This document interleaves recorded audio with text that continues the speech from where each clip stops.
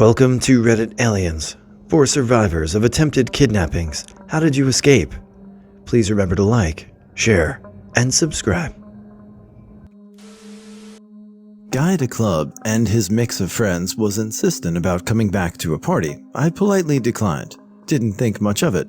They got increasingly aggressive about it, to a physical extent, and I left. Walking back home, I realized they were following me in their car. Dashed down the road through the mid-path of a packed apartment complex and just started yelling like crazy. No one actually responded or poked their head out, or maybe they just didn't hear me, but it sparked the escape reflex of the creeps, and I hid in a bush until my heart slowed down. Jumped the fence of someone's property, risky in its own right, wandered through a field, avoiding the main roads, and circled back to a side street to home. Lucky I knew the area better than they did. It was the 90s in Southeast Asia. I wasn't old enough to go to school yet, so Grandma took care of me while my parents were at work. My grandma had a little convenience store, and one day 2 men approached her. One was in his 30s, and the other was an old, short man with white hair. They were carrying those hand-woven basket pig cage. They asked my grandma if it was for sale. She told them to bugger off. While my grandma was distracted, they snatched me, and I was carried away. I was kicking and screaming until they knocked me out. One of the neighbors saw me and alerted my grandma. My grandma rode her bicycle down the main street looking for me. She argued and threatened them to get me back. If it wasn't for my grandma and her stubborn fierceness, I wouldn't be here. She passed away in 2016. Love you and miss you, Grandma. I don't know for sure what this was, but I was riding my bike home alone, cutting through a deserted middle school and high school parking lot during the summertime. A man in a station wagon pulled up and offered me a ride home. I never stopped pedaling, just said, "No, I'm fine." He pressed several times, saying he could fit my bike in his car. It was no big deal. I kept saying no. He gave up and left. Don't know if it was just a genuinely helpful guy. This was in the late 70s or early 80s, so it wasn't yet completely extinct practice that strangers might offer each other rides or a potential kidnapper. This next story is a great reminder to always be good to your babysitter. My mom was always paranoid someone would kidnap us kids from the yard. We used to play outside while she worked from home. We were 10, 8, and 6 at this time. She paid our neighbor's teenage daughter to sit in the yard and watch us. Mostly, she just ignored us and read a magazine with her headphones on and a Walkman playing, but she was nice to us. I remember thinking this was stupid, and Mom was right there anyway, so why did I basically a teenage need to be babysat, lol. One day, we were all up in our treehouse being jerks to our babysitter and unplugging her headset cord while she was trying to nap. A man and woman came into the yard via the side gate. They started talking to my youngest sibling, trying to get her to climb down. The babysitter screamed for help, but no one came. She ended up throwing the ladder from the treehouse over our back fence into her own yard and made us all climb into her yard with her dog, who was going insane at the fence. We ended up locked in her house and she called the police. My mom didn't hear any of the commotion from inside the house, and she won't speak about it even now that we are all adults. Never complained about my babysitter after that, though. My wife told me that when she was just a teenager, she got in a cab and the cab driver just abducted her. He didn't take her to her destination. Instead, he took her to a hotel room. She was really scared, but she kind of started playing along a little and pretended that she was interested and into it. Then he lay down on the bed and she said something like, "Oh, I'm hungry. Can we order a pizza first?" And the cab driver said, "Okay." So she picked up the phone. While she was dialing, he wasn't paying attention, so she disconnected the cable. Then she said, I think the phone is broken. Let me go to the front desk to tell them, and I'll order the pizza while I'm there." So he says, "Okay, sure." She went to the front desk and told them what was happening. They called the cops. The cops came and hauled him away. Genius. Was drugged at a small town bar. Went to the bartender and asked what drink she had given me. She recited what I had ordered. I told her I asked because I'm not feeling well. Suddenly, and it was like the world was spinning on its head. I sat at my seat because she said she hadn't seen anyone near my table or drink. Cool, whatever. It's getting worse, and I'm feeling the worst I've ever felt in my life. I don't really remember what happened, but a guy had led me outside and we were getting in a car. I remember hearing bracelet and seeing a handcuff clink on my tiny ass wrist. My first response was scream, kick, anything. I already felt like vomiting and pooping, so in my panic of scream and writhing around, drawing a lot of attention from a closed car apparently, I stopped for a second and hear, "Finally, you bitch," before I vomited all on the back seat, myself, and I threw myself forward to cover him as well. At this point, I had no control between vomiting and screaming as loud as I could to vomit more.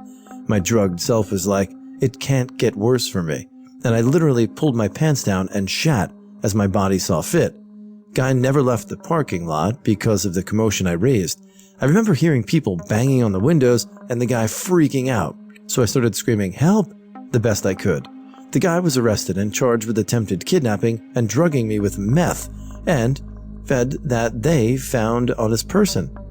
Blessed be the big man Mike, who carried my vomit poop-covered self to the gym next to the bar where they let me shower and change.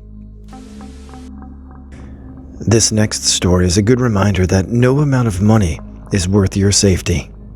When I was 8 years old, female, I had just moved to a new house that was directly across the street from the school I would be starting in just a month or two.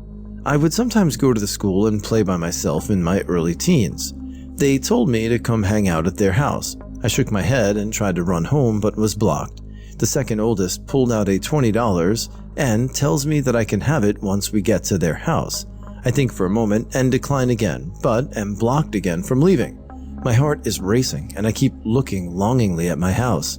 The boy with the money holds it out to me and says to take it, and he'll give me another $20 at the house. It's in his wallet. He forgot it. The oldest chimes in, telling me I would be able to buy a lot of candy with that money. I hesitate and start to reach my hand out to take the money and then see my chance to run between two of the boys and escape. They yelled and tried to grab me, but I made it home. I saw some of them on occasion, but I always stayed far away, and they seemed to have forgotten about me. I later learned that the house they were trying to take me to belonged to a drug-addicted mother who was rarely home, and her sons just did whatever they wanted.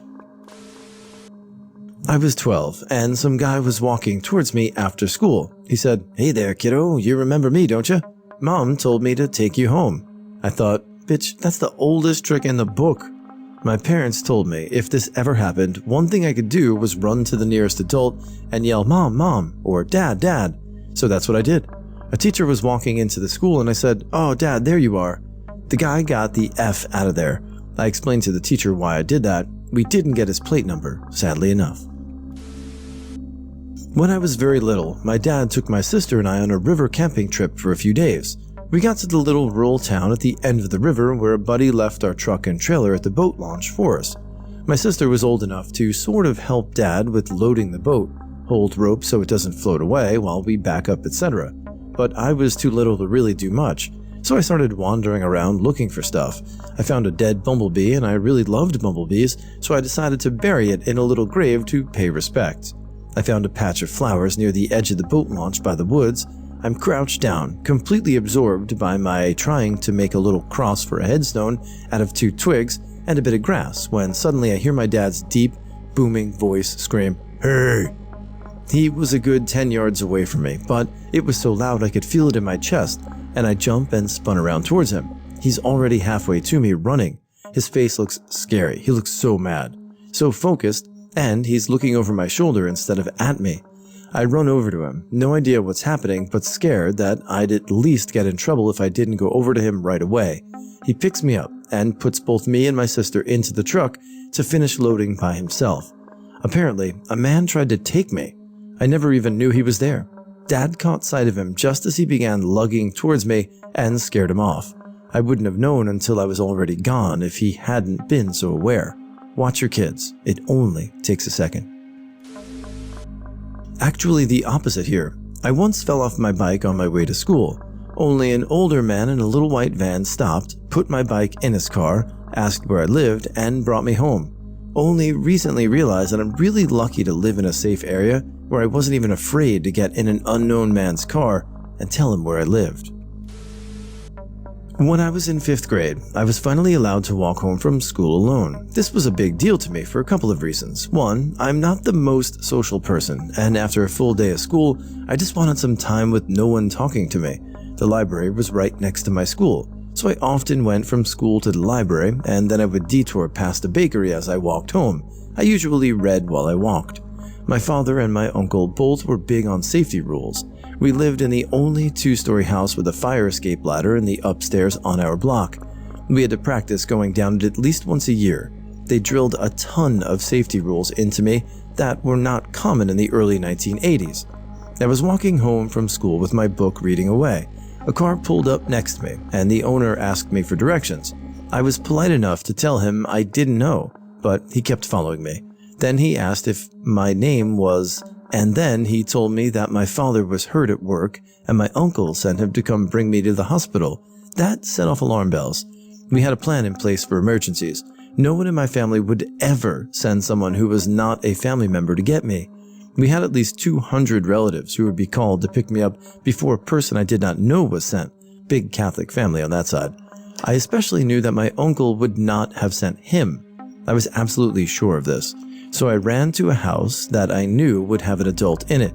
It wasn't on my block, but in our area, parents who were at home usually had an ear out if a kid yelled. I did know the family who lived in the house slightly. The guy yelled some curses at me and drove off when I started knocking on the door and yelling. I went home, called Grandma to make sure no one was hurt, and never said another word. I was a latchkey kid, which I loved, and I never said a word until a couple of years later. Mostly I didn't say anything because I would not have been allowed to walk to the library or school alone again. I also figured I handled it. Years later, when I mentioned it, my uncle knew exactly who the guy was. I described him and the car, and nope. The guy was a pedophile and got fired shortly after that because he was caught with child porn at work. I'm from a pretty dangerous place, and at the time I was growing up, kidnappings were the criminal fad at the moment. Some people working close and around my family had been planning to kidnap me. Friends, some military, police, or security, and families started seeing weird patterns around us. After a short police investigation, those people planning got arrested for a short while, and most are dead or in jail for other crimes. I was too young to remember, but my mom was crossing the street with me as a 1-year-old in one arm and a bag of McDonald's in another. A strange man came up to her calling me his nephew and tried to snatch me from her arms in the middle of the street. My mom dropped the food, but by this point he started to have a grip on me. Luckily, he gave up, probably because of the attention he was beginning to draw to himself. My mom tells me there were police sitting right across the street, and they just ignored her screams and the very obvious attempted kidnapping happening. My best friend tricked me into hanging out with her after I moved to another coast to be closer to her. Once I got there, she introduced me to her friend, then slipped out of the house. When I asked about it, he laughed and said, "You really thought she was your friend? She owes me money, and you're her payment. I've known about you for months. None of this was coincidental." Then proceeded to pull up pics of me and conversations between them two. After a lot of initial crying and begging, I told him I needed to go to her house to get my stuff and my phone. He told me he would get me all new stuff and I didn't need it. Why would I go back to her? I immediately told him that he was right. I didn't want to go back to her. That was really saved me from her, because what kind of friend would sell me to someone? I told him that he was going to take care of me, and I knew that. I just needed my phone to let my parents know I was okay and wouldn't see them for a bit, or they'd get worried and file a report. After much convincing, he agreed to let me go to her house around the corner to grab my stuff and come back. I took off running once I got around the corner. Had to take 2 buses and 2 trains to get home. I haven't had a close friend since. And this last story proves that sometimes mothers don't have the best intentions for their children. So when I was 17, my crazy rich European mom forced me to sign a contract with a company in South Africa where they being my parents, would pay crazy money for me to board with and work for a conservation org. I didn't want to go, but she was convinced it would be good for me. She'd email me back and forth with this woman for weeks, if not months, behind my back, and been convinced by how this woman also had kids. When I arrived in South Africa, it turns out to be a scam. There is no org. The longer I stay, the weirder it gets. I'm living alone with a middle-aged man in an empty mega luxury house on a golf estate. They're con artists who are banned from various European countries, as I later learn. Fake names and all. The wife and their 2 kids returned from holidays in Switzerland after a couple of weeks. At first, they were acting friendly, but they took all my papers and documents, passport, ID, health insurance card. They blocked my visa process, which later resulted in me being an illegal immigrant and being blacklisted from South Africa. I want to go home, but my parents don't let me come back. My mom is crazy. There was one guy in this situation who was good, and also being scammed by then, and he saved me. Let's call him Jeff. I was unaware of the gravity of the situation. I was a suicidal, depressed 17-year-old kid. A lot of crazy shit came out later. These people were meeting Jeff's wife alone and threatening her and scaring her. They were scamming left and right and being shady. One day, Jeff rocks up when I am in the house by myself. He tells me to just pack a backpack quickly and get in the car. He drove me to his home where he basically just took me into his family, and he went back later to get my possessions. I later found out that he went full apeshit on these people and pulled a door off its hinges during altercations to get my papers and documents back. He involved the police because they didn't want to return my papers. Shortly after, those guys disappeared alongside all the appliances, electronics, and furniture from the luxury house, which wasn't theirs. I ended up cutting my family off and living with Jeff, his wife, and his kids for 2 years. I was going to live my life there, but after 2 years, my missing visa caused me to get deported, basically. I never considered it kidnapping until I told the story to someone, and they said, wow, basically you were almost kidnapped. I still don't know WTF it was, but I still remember how tense Jeff was when he told me to grab what I could and get in the car. Thank God for that man.